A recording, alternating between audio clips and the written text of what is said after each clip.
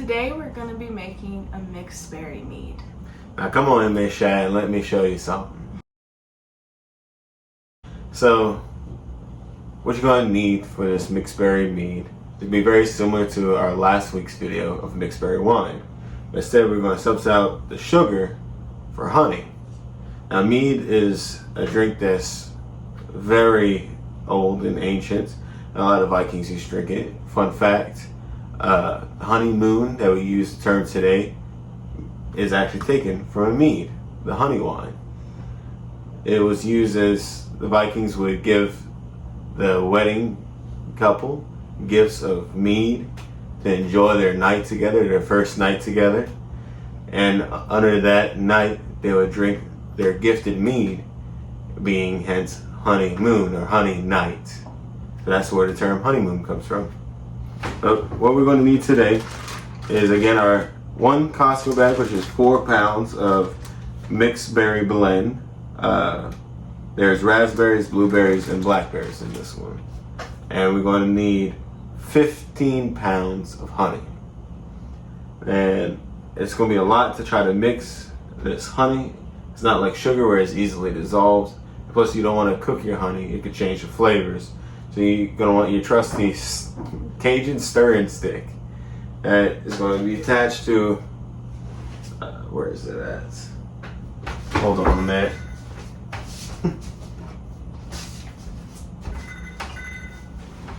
Cajun stirring arm.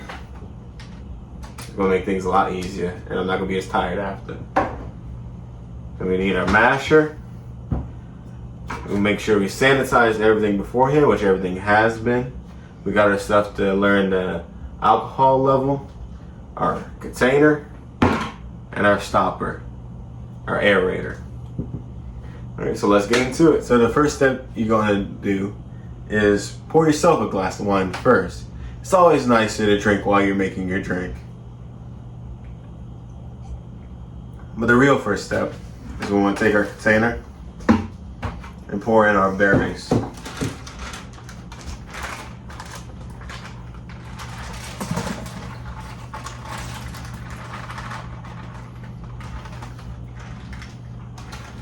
Now we want to make sure that everything was sanitized beforehand. We mash all the berries so it breaks up their cell walls, making it easier for the yeast to get inside the fruit to get that nice fruity sugar.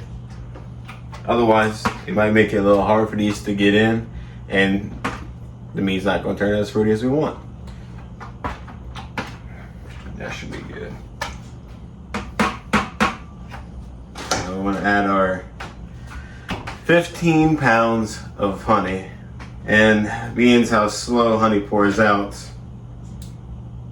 this may take a while. So we're going to fast forward things.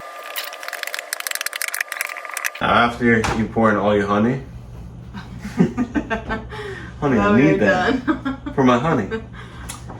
After you finish pouring in all of your honey, you want to fill up your bucket about halfway.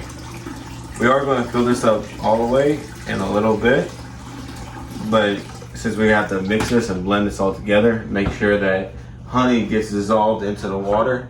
If we fill this up halfway and mix, it's just gonna go everywhere. So put it about halfway, and make sure if you are using a plastic bucket like this and a metal stirrer like this, try not to touch the bottoms of the bucket or the side of the wall. You don't want to scratch up the plastic to where germs can get in those little scratches, and it makes it really hard to clean after. So try your best to stay away from the bottom or the sides. And Mason's gonna pour in some more water slowly so they can mix it all the way up to the top. And that was a lot easier than doing it by hand. You can smell it. Yeah. It smells lovely. Yeah. The wine we made last week, it just smelled fruity and it was very plain like this, but this has so much of this like weedy, oaky kind of honey smell to it. Makes it so much different. All right, now all we have to do is first we're gonna take a gravity and then we're gonna add our yeast. So we take our granulated cylinder as well as our hydrometer. Make sure we put our wine teeth past the fruit so we get an accurate measurement. If you get a lot of floaties in there, it's not going to make an accurate reading. Yeah. I'm trying to avoid putting the pulp in. The back had a lot of like raspberries and blackberries in it. Oh yeah. So let's see where this sits at. This mead is sitting at here. Not much light here.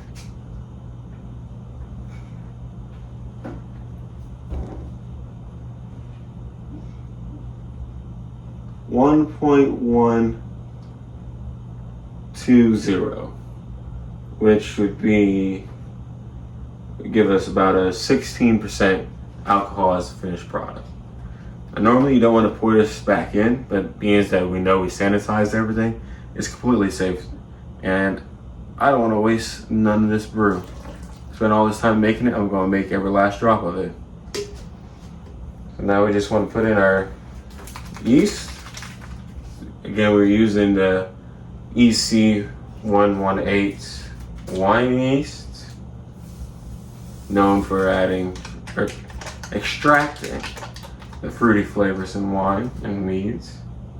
Let's use this. Poke the yeast under the juice to help it get started.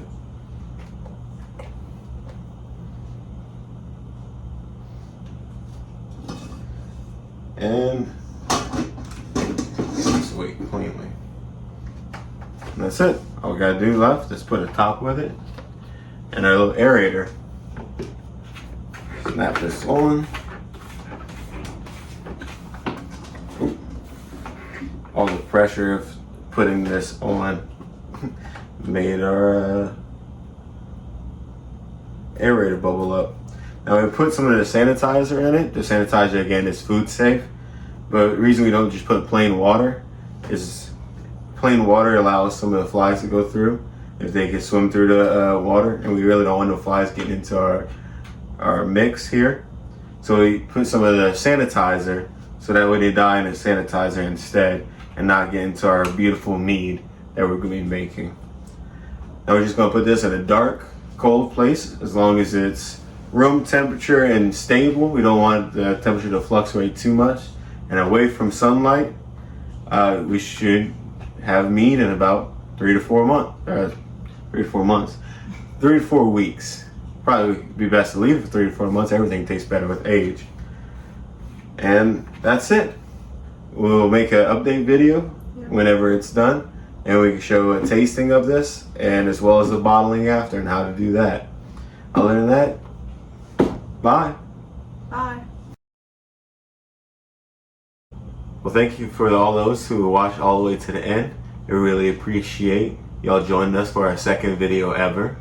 If you have any comments of what maybe you want to see us make next, what kind of wine, what kind of mead, please put it in the comments below. Or if you wanted to see a step that we might have left out, maybe the sanitation or where we got all our equipment from, just put that in the comments as well, and we'll be watching out.